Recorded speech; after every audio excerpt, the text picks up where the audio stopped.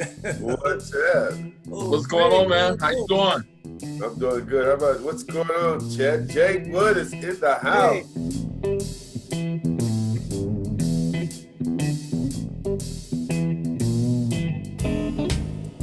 What's up, guys? What's up, Chet? What's up, Craig? Man, Who else on here? Torii, what's going on, buddy?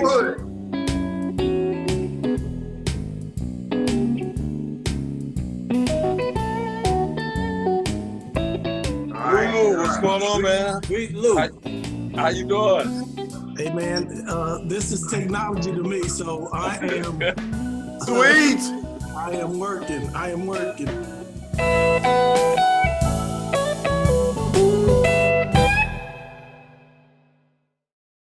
Hello, everyone. I'm Trevor Thompson of Fox Sports Detroit, and I would like to welcome you to the 2020 Willie Horton African American Legacy Awards celebration. We're holding it via Zoom this year because of COVID. Obviously, we can't have the celebration to celebrate the Negro League's 100th anniversary or to present the 2020 Willie Horton African American Legacy Award in person. But we certainly can't let the year go by without recognizing the Negro Leagues and recognizing the legacy left behind by Willie Horton and the presentation of this award, which just goes out annually to a former Tiger who represents the values that Willie holds so high and also does all they can to represent themselves, the Tigers, and the African American community in the community of Detroit. We also want to thank Comerica Bank for sponsoring Negro League Weekend as we get this underway. And our guest of honor, well, the recipient's namesake anyway, Willie Horton, is not joining us today. He wanted this presentation and this celebration to be all about past recipients and let them tell their stories. Now, we know Willie could tell stories for days, but we want to hear your stories about Willie, hear your stories and thoughts about the Negro Leagues and what it was like for you coming up on your own personal journeys to the major leagues. So let's start by introducing those who are joining us today. We're going to start off with the 2010 recipient of the Willie Horton Award, and that would be Jake Wood. And Jake was the first player who came through the Tiger system as an African-American and made it to the major leagues. He is joining us today as well. We've also got joining us today Lou Whitaker, the 2015 recipient of the Willie Horton African-American Legacy Award and 1984 World Series champion as well. We've also got Chet Lemon, the 2016 award recipient and 1984 World Series champ on the line with us. We've also got Torii Hunter, a five-time All-Star, nine-time Gold Glover, who was the 2018 award recipient and last year's recipient. Craig Monroe, my partner on Fox Sports Detroit, and a guy who hit a home run in his very first major league game with the Texas Rangers and was clutch ever since. Gentlemen, thank you for joining us today. And Jake, I want to start out with you. You're not only the award's first recipient, but you were there before Willie Horton himself was a part of the Tigers organization.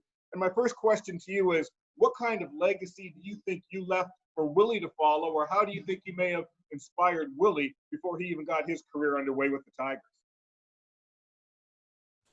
First of all, I want to thank you for the invitation, and I feel honored to be, part of this legacy award and all the distinguished recipients that you have. And I'm proud of the guys, Chet and Torii and Lou and Gary for the things that they've accomplished. And when I started, I had to laugh because my first conversation with Lou, and we were talking, he asked me, when was my first year?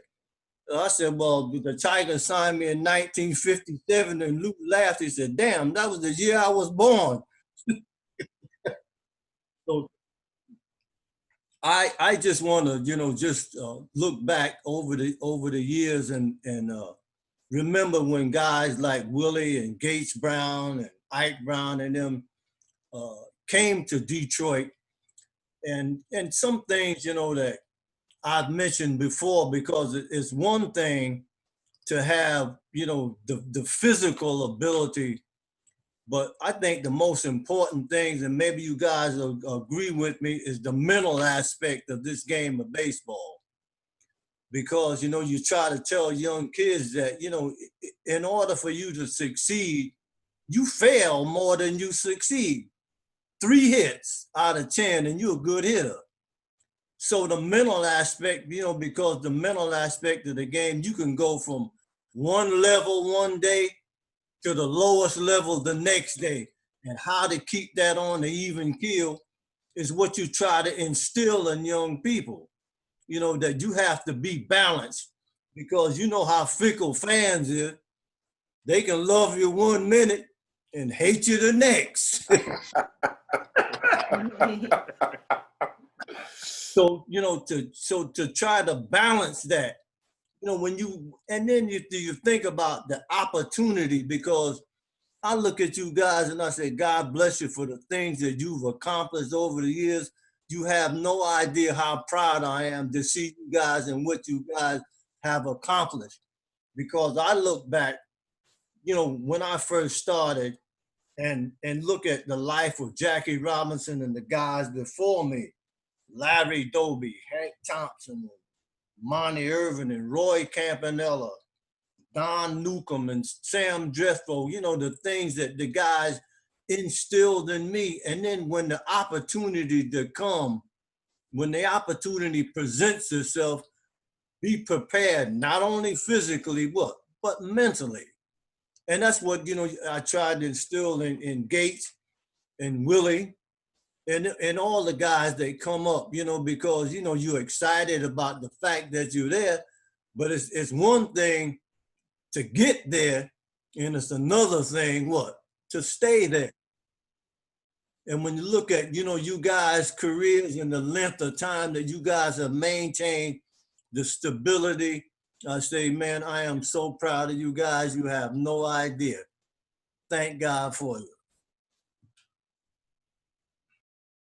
Lou, let me follow up with you, because Jake mentioned you, and I'm just wondering, along your journey, what meeting Jake meant to you, what meeting Willie and knowing Willie over your career had meant to you, and the inspiration you might have got from watching them and knowing about their stories.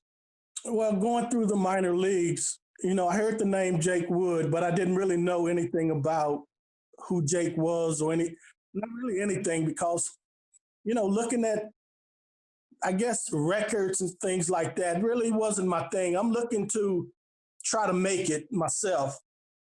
But as I went along, being in the minor leagues, and walking across the street, we all know the spring training situation in Lakeland there. And so we, the minor leagues, we would walk over when the big leagues are playing. And so we're over there and, we see Willie Horton and Gates Brown.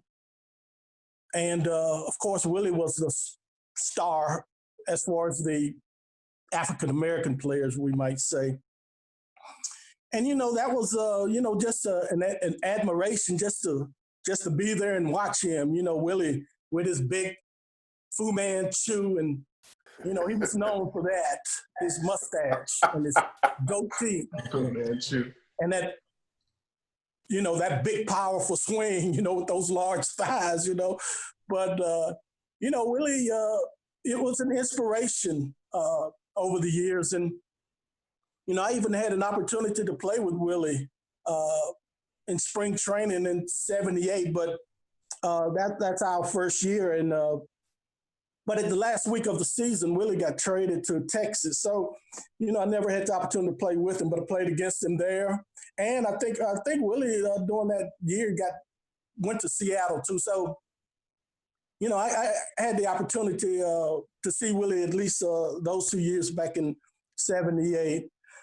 But over the years, Willie has always been, we might say, Mr. Detroit, inner city Detroit, because he cared so much. He had a lot of passion for actually the whole community. He was trying to bring that community up, and, he's still working to do exactly that. So, that's the history for me. Chet, as I move on to you and ask you, this is a baseball-related question, to win a World Series alongside Lou and to be here in '84 and to be around Willie while you were in here, what did it mean to you to be a recipient of the award named after him, and just your time here in Detroit, having the kind of success that you did as a Tiger?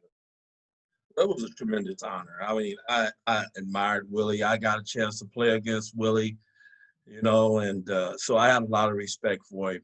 we feared Willie, man. I mean, other side, when we played against him, nobody said anything. Nobody messed around with Willie because he was, he was an imposing figure. He was a guy that you just didn't mess with. But had a lot of respect for him, admired him. I was honored to get the award. Got a chance to play with Lou. Obviously we played for a long time together and had some of our greatest years together, and had a lot of fun playing. And for Jake, man, I mean, Jake, it's an honor listening to you speak about baseball and things like that. So for me, it's just great. And the rest of the guys, I know, I admire these guys. These guys are so talented, and to be here and among these talented youngsters, the youngsters, I say youngsters now, man. I'm an old dude, but still, these guys are young guys. I mean, I say that about Lou. Lou probably said, "Man, look, you only a year older than me. What are you talking about?" So, but I admire these guys. I love them. And Willie, for me, was he meant so much. He was Mr. Detroit. He was everything that epitomized what we want to be as a young Black athlete coming up. We look to him, we admire him. Things he's accomplished, it's just been unbelievable. So, it's just a great honor, watching and playing against him. Man, I played against a lot of dudes. Believe it or not, I played against Hank Aaron in my first year in Major League Baseball. Can you believe that? I played against Hank, man. I'm afraid to tell anybody that, but my first year, I played against Hank. I was 19. Torii, you've had a lot of accolades throughout your career. You had a long and distinguished career, but I'm wondering, I remember the day you got your Willie Horton African American Legacy Award. I was there at that luncheon, and it seemed like a very moving experience for you. So I'm just wondering, along your career with everything you accomplished, where that moment fits in for you. Man, it's up there, because when you talk about Lou Whitaker, Chet Lemon, and Jake Wood, and Gates Brown, you talk about all these guys, and even Craig Monroe. He was my workout partner for 10 years, so he's like my brother. I know him really, really well. But you talk about all these guys. When you say legacy, Willie Horton Legacy Award, obviously Willie has left a legacy for all of us. And even when I was with the Minnesota Twins for 11 years in the beginning, we play the Detroit Tigers, 19 times a year. And the first person in that clubhouse on the visitor side was Willie Horton, to come and see me and talk to me every day, and he always has something to say. Use your hips and go straight to the ball, and boom, that's all he words all the time. And he would come talk to me about it. He talked about legacy, play hard, play the game like it's your last game. And he always inspired me, and he left something there. And when you talk about Willie Horton Legacy Award, legacy means you have to reach down, bring somebody up, tell them what they need to do, and then when you leave, they keep that legacy going. And that's what Willie did. That's what Lou Whitaker did. That's what Chet. That's what Jake Wood and Craig Monroe and myself. That's what we're trying to do. Keep the legacy going. And so when I got to Detroit, before I even got there, I knew who Chet was. I knew who Lou Whitaker was. I knew who Jake Wood was, and Gates Brown and Willie and Craig Monroe, because their names are always out there in center field and enshrined into the Hall of Fame. So I knew who they were. So when I came over in 13 and 14, the first thing I wanted to do is, really meet these guys, Jake Wood and Chet and Lou, and I knew Craig. So it's just kind of like, when you talk about legacy, you talk about leaving something behind. And I think Willie's done a great job of that. I think all these guys on here, which I'm honored to be a part of this call with these guys, have done that. And so when you talk about Willie Horton Legacy Award, I felt like if I received that, I must have left a legacy somewhere. And I'm truly honored and grateful to do that. So I'm just excited to be a part of this call, and also get some of this wisdom these guys got. And wisdom is heal pain.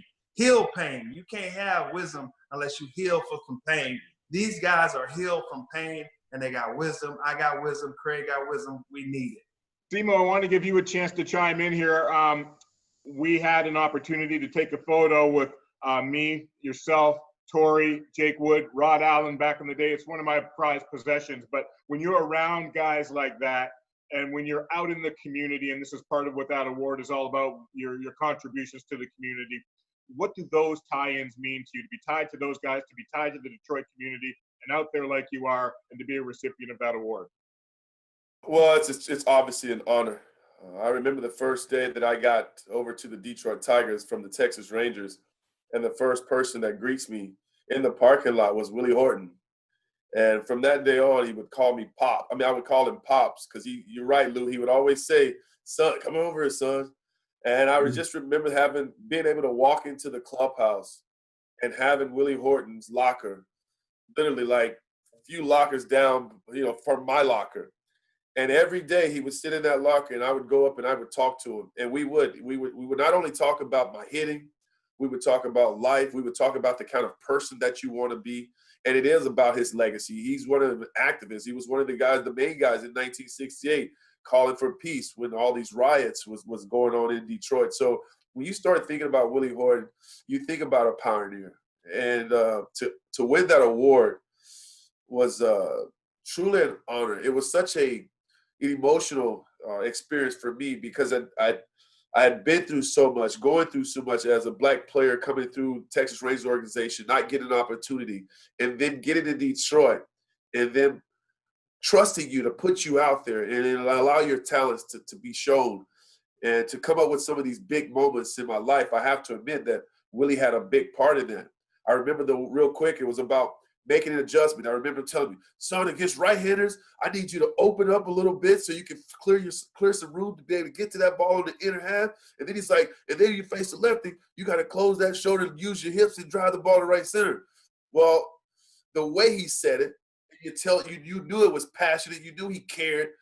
It was like I couldn't help but like take that information to heart and go right to the batter's box and use it. So for me, it's about my pops being the best pops and always holding me to a higher standard in Detroit. And so for me to receive that award last year, man, it was just a humbling experience. And guys, it is the 100th anniversary of the Negro Leagues. I've got my Detroit Stars cap on and jersey.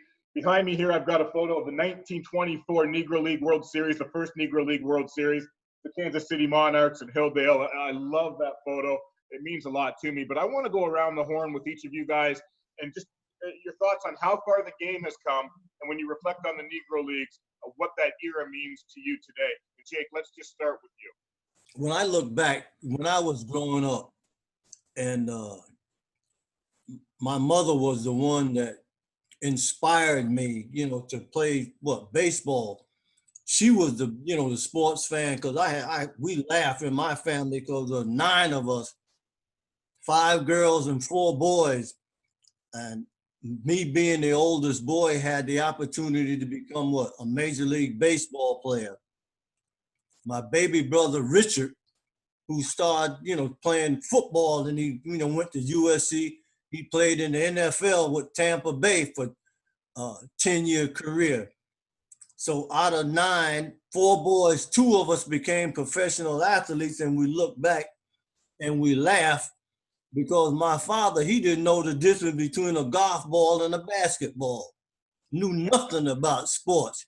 But the people, that you grow up with that inspired you. When I used to look at African-American guys that could really, really play baseball, but never had or got the opportunity, to play Major League Baseball. So when I look at what Jackie Robinson had to endure for, to open the door for guys like Chet and Lou and Torii and myself, not only Jackie, but I want to strongly emphasize what his wife meant to him, because you guys know mentally what you go through during the course of a season.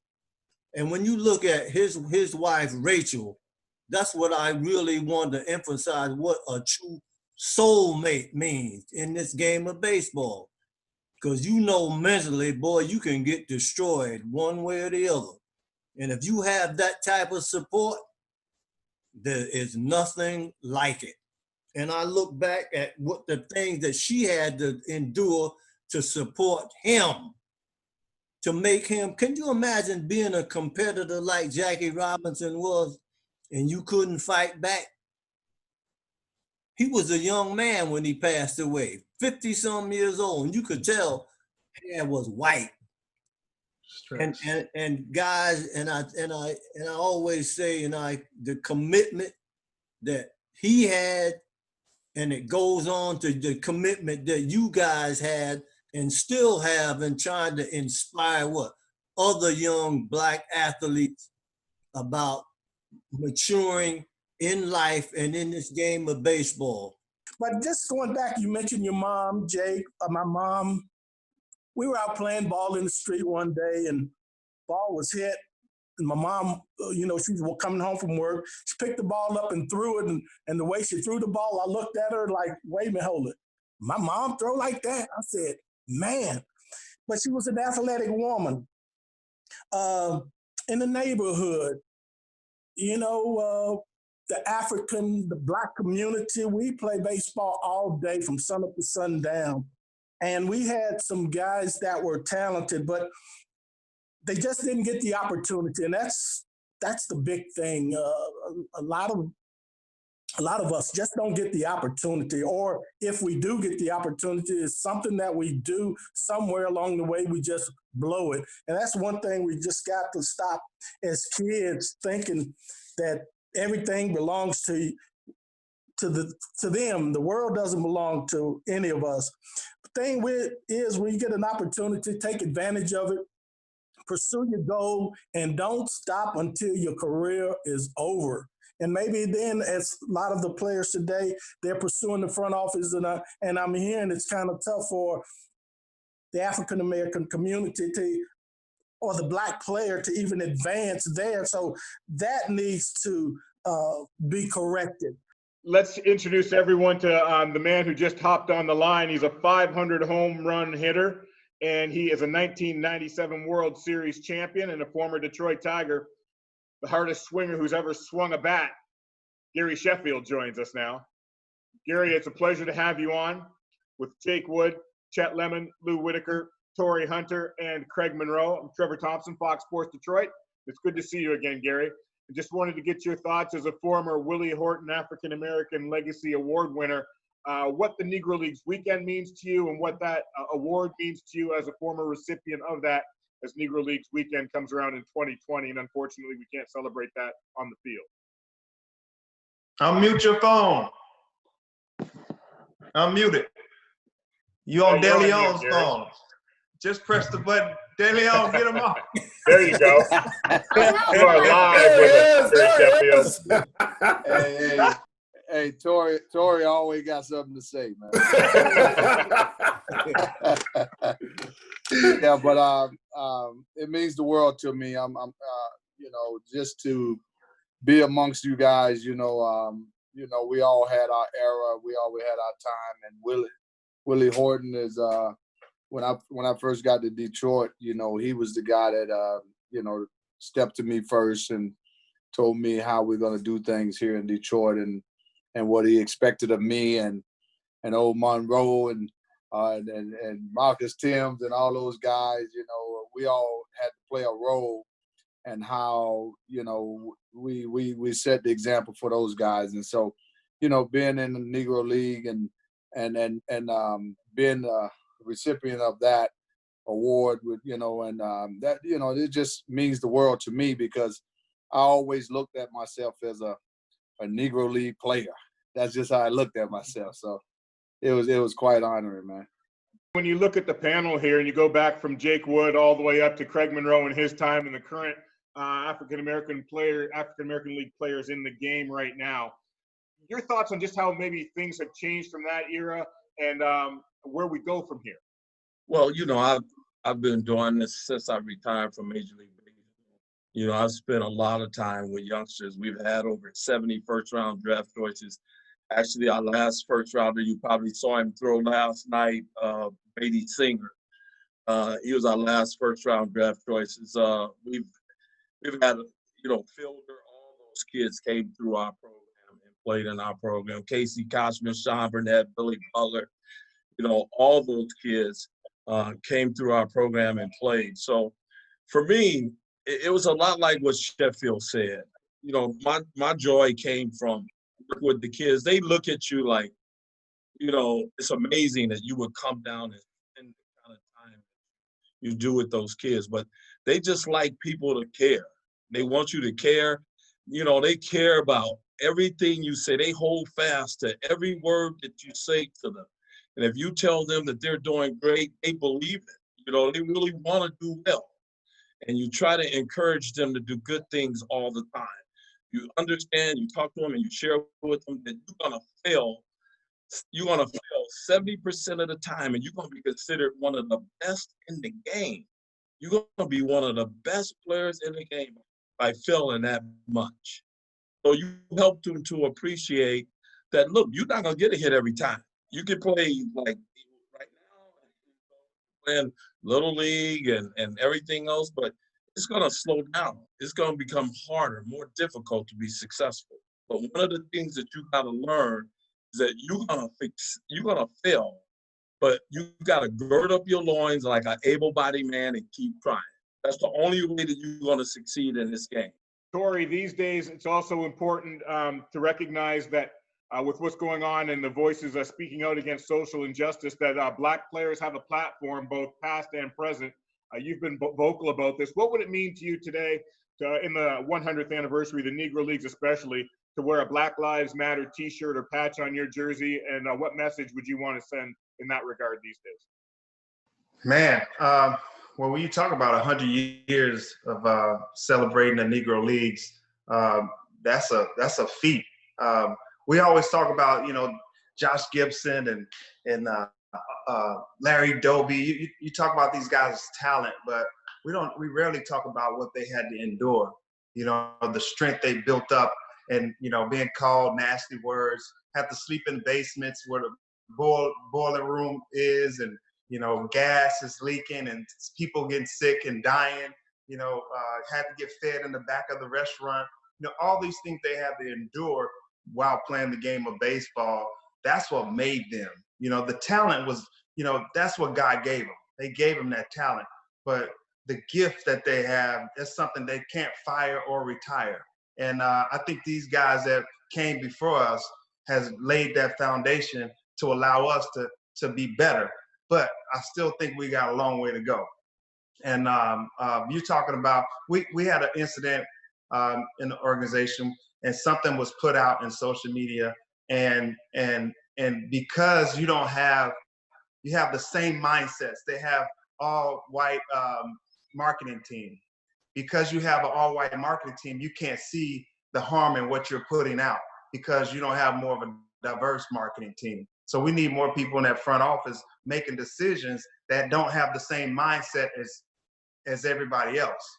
And if you get that in there, you get a little more diversity. That's something that will actually help change the game, change the mindset of the game, and get more African Americans in there to help make those decisions. So that's something that we've been working on, especially where I am with the Twins right now, trying to get guys in the top of the ladder, trying to recruit more African Americans in there to give a different perspective, different mindset instead of the same. So I just think that, all of us on this phone right now, we all had talent, and God blessed us with that talent. But I didn't realize I had a gift until someone told me when I was with the Angels, before I came to Detroit. They said, man, you have a gift. And I'm like, yeah, I can play the game. I try to run. I'm getting older, but, I can do it. He said, no, that's not what I'm talking about. You have a gift of empowering kids, helping them see that they can do more than they can imagine. When they're down, you go and try to lift them up, no matter what's going on with you. And I didn't realize that until someone told me, and I was in my mid-30s. And that's when I realized, like, this is a gift. And I was acting out my gift, didn't even know it. I thought my talent was my gift. This is something that they can't fire or retire you from. So that's why we have to leave those legacies, find out our gift, and give it back to these youngsters. And that's when I said wisdom is heal pain. When you heal from something, you figure out what you got going. Now you have wisdom. And that's what we're trying to do with all these kids coming after us. Timo, Torii brings up the youngsters. You've got a couple of young twins that are just finding their way in sports, and they're obviously going to have some athleticism. What's your message going to be to them about what it takes to succeed, not only in the game of baseball, but in the game of life? Well, I think it starts with character. I talk about, to have good character, to always believe in yourself, to pick the mind and the brains of other players that you admire, guys that have a certain skill set that you may not have. Like I remember, watching Gary Sheffield when he came to Detroit and the way he swung the bat. I remember him taking me to the cage. I wanted to learn. So I told him, don't be afraid to ask questions, to learn so you can be better. And so that's really the message, T, is that you got to be a sponge in this game. And you got to look, you look at Jake Woods and Lou Whitaker. I can tell you something about every one of these guys' swing because I admired their swing. I admired how they played the game. I admired the way they carried themselves. And so for me, that was something that I wanted to do as well. And I'm just basically, it's like you start thinking about this award with Willie Horton. You want to carry that torch, man. You want to make an impact. You want to make a difference in somebody's life or in a lot of kids' lives. And so that is my journey. That is my goal throughout throughout my major league career is to make a difference, change one person's thought, to make them believe that they can be better. And I think that's the message that I try to send to my boys. Guys, we've got to wrap this up, but I want to give each of you an opportunity to give us one more thought as Negro League weekend is upon us, and we're talking about the Willie Horton African American Legacy Award. Just a message that you might have to folks with what they're dealing with here in 2020 or the community at large here in the city of Detroit, which is going through it as well. And Jake, we'll start with you. We'll go around the horn, follow it up with Lou and Chet and Torii, then Gary and Simo. Go ahead, guys. One of the things that I just want to emphasize that the guys brought up in dealing with the situations with young children, young African Americans, starting out in sports, is what? Self-esteem. Very important, because when you think about my involvement with these young African Americans and the pressure that's put on them at such a young age, and it's all what? Negativity. Each one of them are what? Individuals, and it takes what? The time that the guys had said that they put in to what? Invest in these young men. Because everybody don't have the same talent. Everybody don't have the mindset. So as individuals, there's a process that we all go through.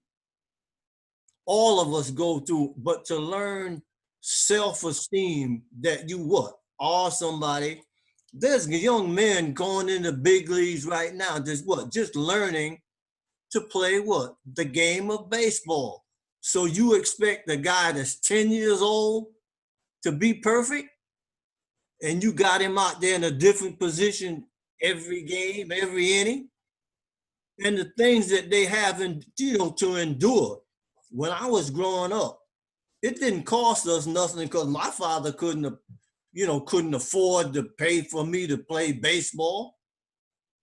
It was free through the PAL. And the investment that grown-ups made, to me, I appreciate the police department, the PAL, the Oregon Post, individuals, and that's what we have to be. Treat them as what? Individuals, and the strength that God gives them, the talent that God gives them, the ability that God gives them. Everybody's not going to become a baseball player. You might have the president of the United States in your group. You have lawyers in your group. You have doctors in your group. But just the fact that you want to develop them what? As human beings to be able to adjust to the conflicts in the lives that they're going to lead. And that's what, time and exposure. And that's what I give these guys all the credit for investing in that type of mindset to build up what? They hear enough negative stuff, but build up what? Their self-esteem to know that they're created beings to do something worthwhile while they're here on this earth. God bless you guys. Very well said. Lou, the floor is yours. Well, I think I can finish up with Jake what he just said about doing something, and he used God's name or used God while here on this earth. Now, baseball has always been the most important thing to me in life. I mean, if I could play baseball out there in the ballpark as a kid, that was the happiest thing. I'm going to get a group and we're going to just grow and grow and grow until we have that whole field covered with ball players, and we play baseball from sun up to sundown. So when I got to minor leagues and Major League Baseball, there was nothing anybody could really teach me about playing baseball because I played it so much. I knew everything about baseball. One of the things came up one time, we were on the minor league field and Gates Brown was over, came across from the Major League field, and I'm in the batting cage. He come over and say, "Son, come here. Let me teach you how to hit." I looked at him, I said, "I already know how to hit." Gator, I mean, and I use a few other words too, Gator. He said, "Lou, you's a nasty little soul." But he said, now, and the thing about it, later, he said, "I know you can hit about 430 or 430, 420 out here in this big ballpark in the left center Tiger Stadium, but you let me work with you just a little bit. And you see that little 325 down here?" So we worked that day, and I mean, it just clicked that day. And I became, which probably took a lot of points from it, but I became almost the smallest thing on the field, like a heavy hitter. Chet knows, heavy hitter. Yeah, you can pick it up from there. You know, I love baseball. Baseball's been all of our lives for as long as we know. It's really been a blessing.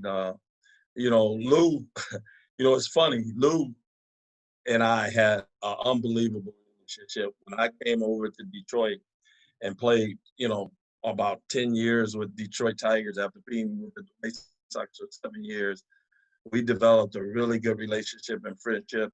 And I think that happened, and that became the case because of the things that we both believed in. And we worked really, really hard. Our families got to know each other and all those good things. But, in the process, I learned so many things about baseball. I learned so many things about what I needed to do and how I needed to do it. And, I used to go out there and I would take like 1,000 swings. 1,000 swings. And I already had played a doubleheader before we started playing the game. But that's just the way it was. That's how much I loved the game. That's how much I loved the game. It was easy for me. I didn't know any other way to play the game but to give it everything I had. I gave it everything I had. And that's the way I played the game. And that taught me so much. And to get to know all these guys like Torii Hunter, Sheffield, like Lou and Monroe and, Jake, man, we all admire Jake. What Jake has accomplished is unbelievable. But, these guys have really done some things that, that you can go and talk to other people about and tell them, yeah, that's a good guy. I know that guy. I know how he went about his business. And so for me, it's just, I'm so pleased with the things that I've accomplished in life. But more than that, I'm just happy for everything that these guys have accomplished, because I could point to these guys and tell the people that I know, these guys, man, they're the real deal. And that's important to be able to do, talk about these guys to other people. And people need to know that we have other athletes and Black people that really care and that want to put forth the effort and do everything that they can to see our kids have success.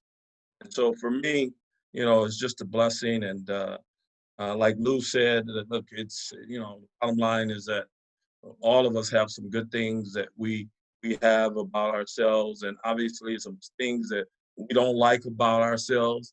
But you know what? Hey, that's life, And I just want everybody to know that it's a pleasure for me to be here and be able to share all the things that we have with these guys. you know, just been great for me.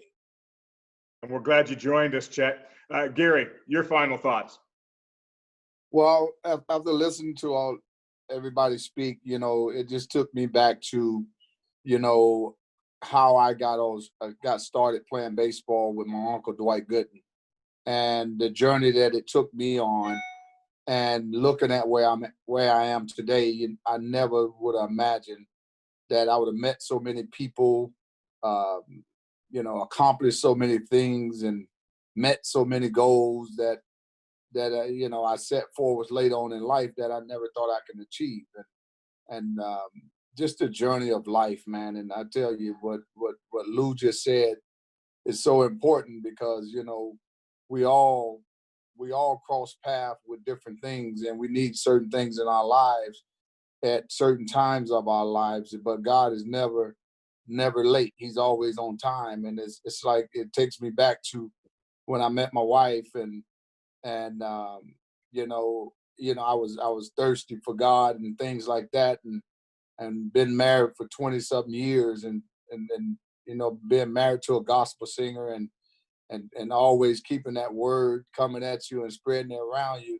You know, eventually, you know, you got to listen, and you got to pay attention, and you got to grow as a person. So you just never know where your life is going to take you. And so, you know, when I look at the journey, and I'm listening to everybody talk, you know, our journey is similar. You know, we run across the same people. The baseball part of it was just something that we did, but at the time when we was younger, it was who we were. We used to look at it as, this is who I am, a baseball player. But that's just a small part of your life. When you get older, you start to understand that. And that's when you start seeing guys like Chet Lemon, you know, with Juice, and how many years he put into so many kids' lives and changed so many lives by them being drafted. And he's the staple of that, because he started this travel ball stuff. And that inspires me, because, you know, every time I want to give up and say, man, you know, I don't want to be on these roads in these hotels, and I just want to sit down. But, you know, the Chet Lemons, these guys inspire me to keep going, because, you know, look at Chet. He's still going, man. I see him in his Speedo pants and shorts still out there coaching. And so that inspired me. I'm like, man, if Chet can do this, man, I'm supposed to be out here. So, you know, man, I respect you more than ever, man, for that. You know, and it just showed me that it gives these kids so much hope, and they, like you say, they cling on to everything you say, and what an example we can be for them. And you know, man, I'm just thankful to be on this call, and Mr. Willie Horton, and you know, I love the man dearly, and you know, and what you're doing with this show, man, putting this together is amazing, because you got the right guys on here, and we all got our ways about the way we do things, but at the end of the day, we all care about each other. And the last thing I would say, you know, if they don't put Lou in the Hall of Fame, it's going to they're gonna have to deal with you. All protest. I remember Sweet Lou when I first came up. That man ain't a Hall of Fame. I don't know who he is. Yeah, hey, you got that right. That's the truth. Hey, they say we all must wait, right? But I think we can all agree on that fact, definitely, Gary. Torii, a thought from you. You know, just listening to these guys' stories, man, and it kind of me back, you know, and just thinking about me, a little boy from Pine Bluff, Arkansas.